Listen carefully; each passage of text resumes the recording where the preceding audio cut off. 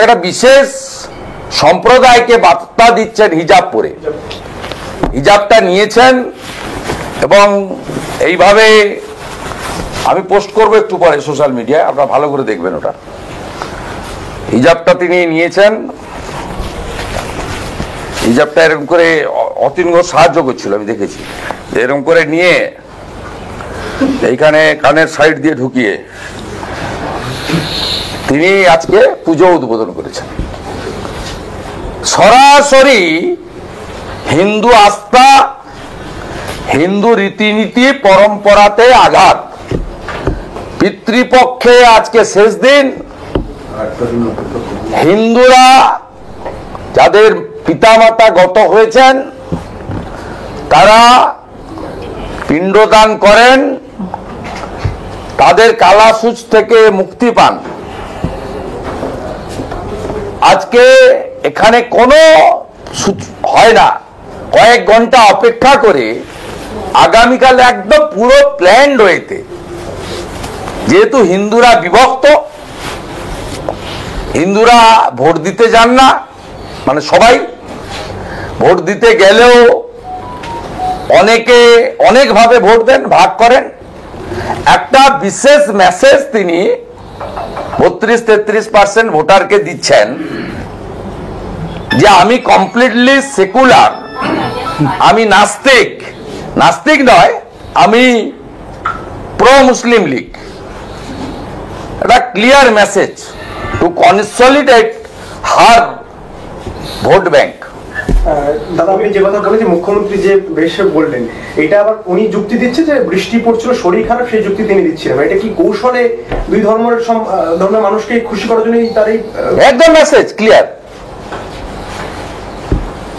মুখ্যমন্ত্রী বৃষ্টি পড়লে তাকে অ্যাভয়েড করার জন্য ছাতা আছে, এবং যদি সিকিউরিটিকে দিয়ে না ধরান, উনি যদি ডাউন টু আর্থ হয়ে থাকেন, সাধারণ নাগরিক, নিজে ছাতা ধরতে পারতেন।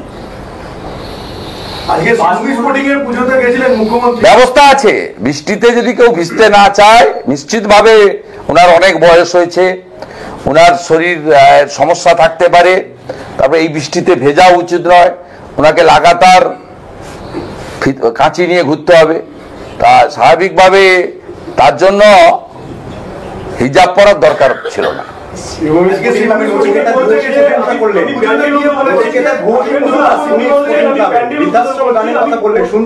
হ্যাঁ, ওই ভগবান শ্রীরামকে নচিকেতা আক্রমণ করেছে না আরামবাগে গিয়ে, গত বছর আরামবাগ মেলাতে গিয়ে ভগবান শ্রীরামকে আক্রমণ করেছে। তো হিন্দু দেবকে, ভগবানকে আক্রমণ যিনি করেছেন, তিনি অনেক পুরস্কারও পাবেন, ভাতাও পাবেন, সম্মানও পাবেন।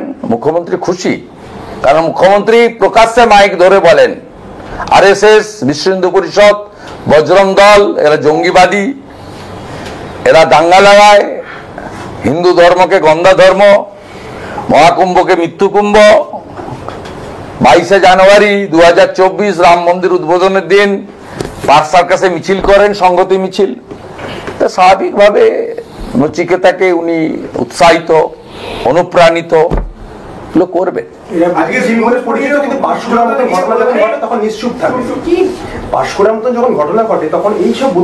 উনি অনেক দিন ধরেই নিশ্চুপ থাকছেন মহিলা এবং কন্যা নির্যাতনে।